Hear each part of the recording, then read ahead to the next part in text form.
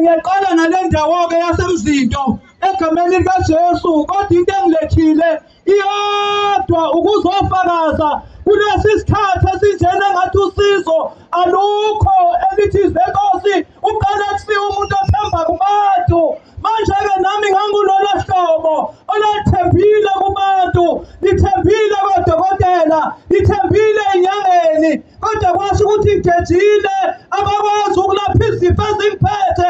Izifo ezazingiphethe kwakukhonjwa abadala, kwakukhonjwa ukuthi kumele ngiyothwasa yile khanda elingapheli, kanti nginejuma, kanti nginesimile ebukhosheni. Ngiyafakaza ngoJesu ukuthi uyilapha zonke izifo, uthethelela zonke izono, elithi izwi lakhe bazalwane ulapha zonke izifo. Uyena oyindlela, uyena oyiqiniso, uyena okuphila, alikho elinye igama abantu abangaphila ngalo lingabalaphela izifo. Ngizofakaza ukuthi kwafika isikhathi lana odokotela bethi ayiqeda impilo yami, imishini icinywe, sebehlulekile u7 years, ngiphathwa ngoblankethi, ngibhuqwabhuqwa ikhensa, ngibhuqwabhuqwa izifo okuthiwa yilapheki, kodwa uJesu ngizomfakazela emini esekuseni ukuthi nawe angayilaphi inyama yakho, azalaphe nomphefumulo. Babecabanga ukuthi indaba isekuthenini kumele ngiyokwenzela izinto zesiZulu, kumele kuyogcinwa izinto, kodwa zahluleka zonke lezo zinto.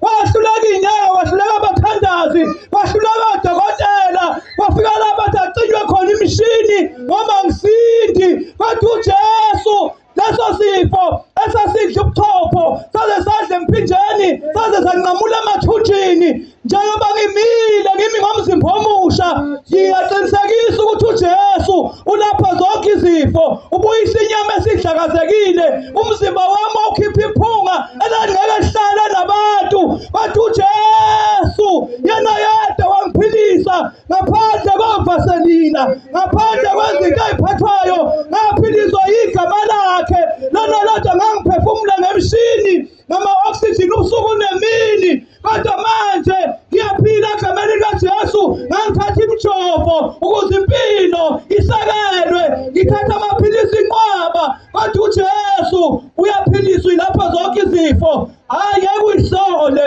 uma nje ulalela, uma nje uthi nami ake ngimtheste kuzoshunyayelwa, uthi nami ngimtheste uJesu. Ngiyafakaza ukuthi isibhedlela ngangize ngibuzwe kuthiwa usubuyile, nokhisimusi uthatha ukuzowudlela lana, kodwa impilo yayingavumi. Ngangathandi ukuthi ngilale ey'bhedlela, kodwa uJesu enomusa nami. Ngiyaqinisekisa ukuthi uyinyanga edlule zonke iy'nyanga ongayicabanga.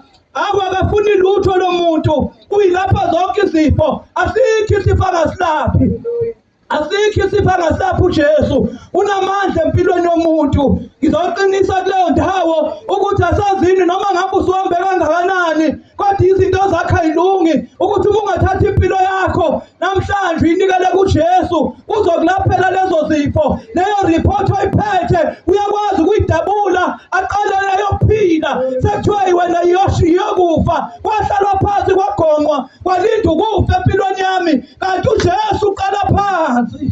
Akekho umhlobo njengaye, akekho ofana naye. Ngizoqinisekisa ukuthi uyilikhambi. uJesu ulapha zonke izifo, uJesu uthathelela zonke izono. Selokhu ngayinikela kuJesu ngisilwane ezazingihlupha ngingalali, nezayidilizwa kimi. Zahamba zathatha umthwalo, zabona angiphindanga ngabona lotikoloshe, angiphindanga bazalwane. Kwathiwa hayi wena iyothwasa ngoba kwasekuhluleke konke. Nazi inyanga zaseyishilo ukuthi ngizogeza ngani amaladi ethu ney'khoma zethu, ngoba lo muntu enimphethe usefilelelana ngutshene.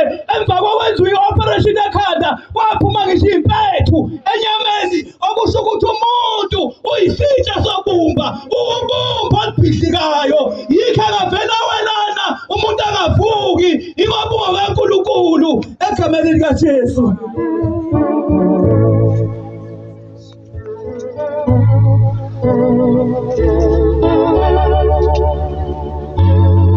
Hallelujah. nasiya ezwini lenkosi-ke bafowethu, siyacela nendlebe yokuzwa lalele imbewu le